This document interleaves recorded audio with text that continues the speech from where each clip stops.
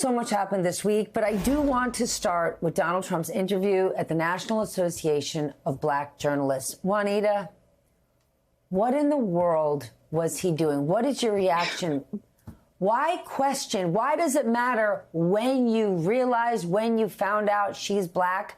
How does this matter? How does this serve the American people?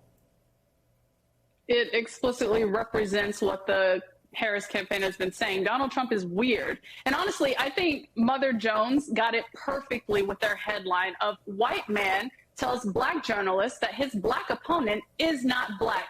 This was a desperate grab for headlines, Stephanie. This was a desperate grab for a news cycle when he has been out of it since Kamala Harris rose to the top of the Democratic ticket. And he's doing anything he can to get back in this news cycle. And he, unfortunately, leveraged a very safe space for black journalists who cover this chaotic news cycle and turned it into a crazy, chaotic show that served himself. And let's be real. His engagement on that stage was not for black voters. He didn't explain anything about his values related to black people. We know he's espoused racist, harmful views repeatedly in the past. He's aligned himself with white supremacists, calling them very fine people based on the actions in Charlottesville years ago. He's invited a white supremacist neo-Nazi, Nick Fuentes, to his house to dine and strategize.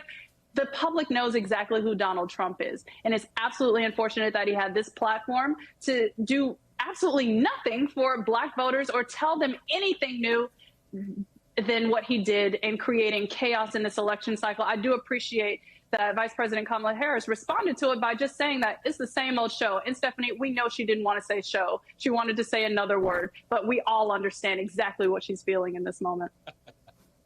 Pablo, everything about VP Harris triggers Donald Trump. She's black. She's a woman. She's a law and order prosecutor. This is like a trigger machine. She is his kryptonite. So is his reaction to be expected? Yeah, Steph, it reminds me, I come from the world of sports. It reminds me when you see an athlete who's way past his prime and he's trying to do stuff that he used to get away with to far more greater applause. And so you're seeing echoes, of course, of like demanding a long form birth certificate. The same playbook he ran against Barack Obama. He is reverting to the only version of himself that he's ever been, which is the guy who, when cornered, tries to make the conversation about race. And of course, when it comes to the question of race and identity, this has been a comfort zone for him because it appeals to America's most base instincts and our capacity to be distracted and then debate, okay, well, are they American enough? Of course, the question of like, can a biracial person be all of these things is an insane question to contemplate in 2024. But what we're seeing really is just the version of Donald Trump that we knew was going to show up even after a near-death experience. And look, when it comes to the version of Donald Trump that we know, it's either an ayahuasca ceremony or a near-death experience that could maybe nudge his ego away from the old playbook. And we're just seeing him do it over and over again in ways that make us, I think, feel a little bit silly that anything plausibly could have changed who he is. He is exactly the guy that we've known for so long. Yes, but Evan, it was just a few weeks ago. We were in Milwaukee at the RNC, and the Trump campaign was telling us, you're going to get a unified message. You're going to get a disciplined Trump. And his campaign was running a tighter ship until Kamala Harris showed up. So should we expect at this point, Trump unleashed from now until the next 99 days? Because the ranting and raving isn't slowing down, and the calling her radical and woke is just not even true. Well, Stephanie, I'll tell you, there's always a thing that Trump supporters tell you, which is that their biggest key, the biggest key to victory that they have is to let Trump be Trump, right? So you have the situation where, yes, we've heard for the whole year about his disciplined campaign, and they're locking it down this time, and they're being very careful, and they're planning all their ground operation, they're doing all this stuff. But this is that moment where when the campaign changed and Vice President Harris came onto the ticket, Trump was Trump. He jumped onto long-running right-wing sort of commentariat sewer comments about the vice president that have been going on for quite a long time. He jumped on them. It's that base-stoking thing that we've seen him do before. And the fact is, the campaign has given no indication it has any interest in containing him. Republicans this entire cycle have said, this guy is the guy that can lead us to victory. We're going to let him do it the way he wants to do it. Well, he's doing it the way he wants to do it right now, and a lot of Republicans are starting to freak out about it. Ali, are they freaking out because all Donald Trump is doing is serving his base? And when he was running against President Joe Biden, the argument was, listen, Trump has a strong enough base and Democrats and independents aren't excited or inspired by Joe Biden. That's now off the table.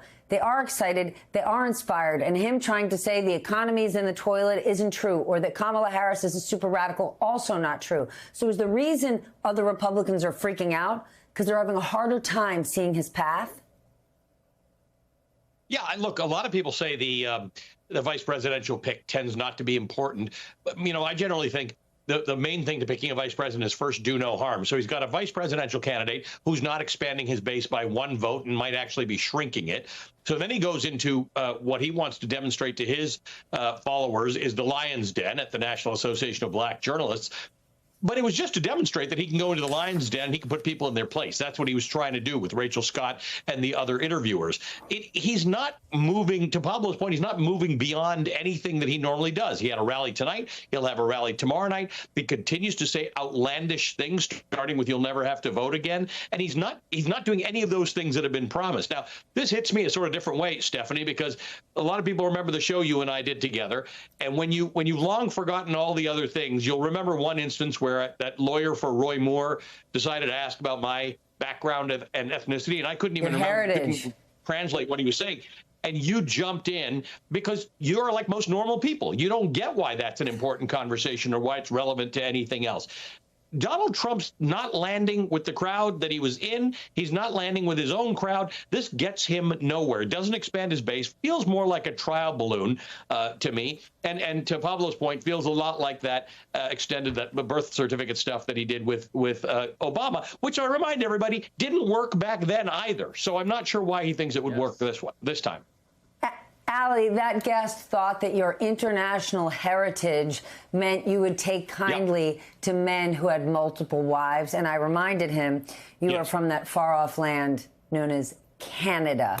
I do want to ask you, Ali, about Kamala Harris's response, because Juanita started us off by saying Donald Trump is just saying crazy stuff to grab headlines. He's been out of the narrative. He's pushing himself back in. The fact that VP Harris is simply responding by the American people deserve better and moving on. She's not actually engaging him. Fantastic. Is that the right move? Fantastic. Yes.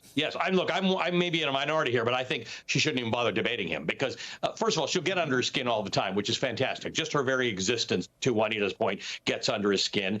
But she's not engaging because there's no point in engaging. There's no point in determining whether she's Indian or black. He also tried the whole she's Canadian thing. Everybody goes for the Canadians.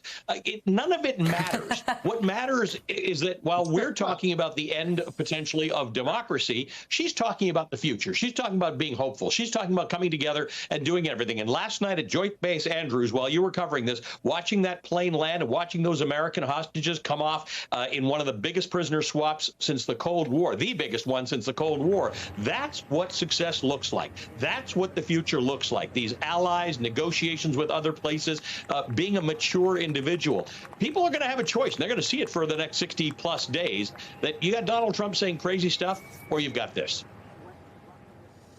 Juanita, the unification of the Democratic Party, their fundraising, the enthusiasm for Kamala Harris is extraordinary. Did you have any idea it was hiding there under the surface? Did you see this coming? Stephanie, I knew that people wanted someone they could get excited by. Unfortunately, that was not President Joe Biden. But the moment Kamala Harris stepped forward, it all coalesced around her. Now, I will say that was not guaranteed, Stephanie. There were some people who were calling for multiple candidates to jump in. Even Joe Manchin made his rounds on the network saying that he was going to jump in, but within minutes said, no, I'm not going to do that. He realized that the Democratic Party had a very clear understanding of the excitement associated with Vice President Harris, what she represents for the future of the Democratic Party, what she represents for the future of the nation. And so seeing that immediate groundswell that I have to remind everyone started with Black women organizing online on Sunday night, just hours after Joe Biden submitted his official notice to the world that he was leaving the 2024 campaign.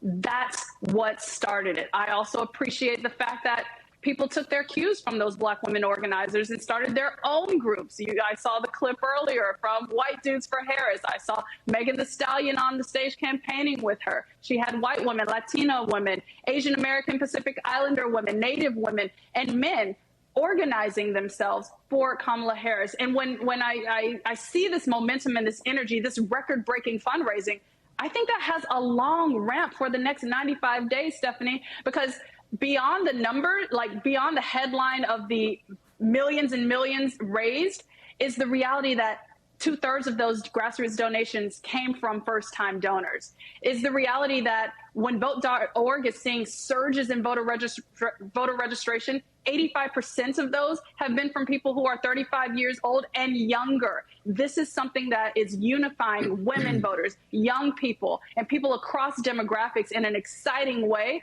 that I think can sustain itself for the next 95 days.